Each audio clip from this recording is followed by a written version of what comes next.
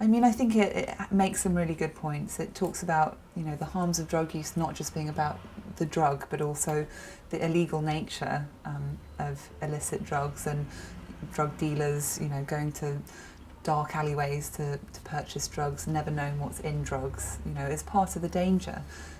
Heroin is cut with so much these days. Cocaine is mixed with all sorts. At the moment, we have a problem with anthrax in heroin. This is seriously dangerous stuff we're talking about because there is no regulation. So I can see that is a good suggestion and has many potential benefits. At the same time, I currently work in a service where we are maintaining people and prescribing people drugs such as methadone to support them.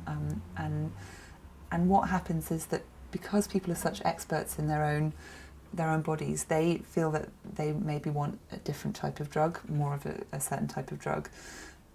When services are prescribing dangerous drugs, the issue of risk becomes very important. We live in a risk-averse society. All mental health professionals know how important risk assessments are the priority.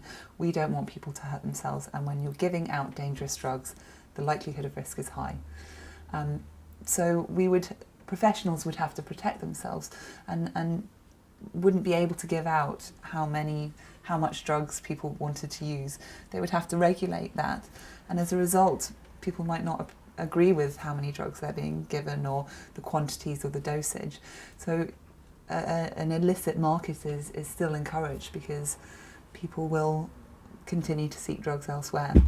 Methadone at the moment, there's prescribed methadone and there's a black market for methadone for people who want to use it without a prescription.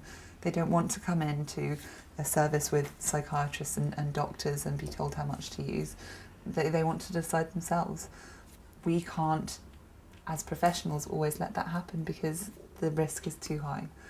When you're talking about opiate-based drugs and combining it with other drugs, this is, like handing someone a shotgun. It's dangerous stuff and it has the potential to kill.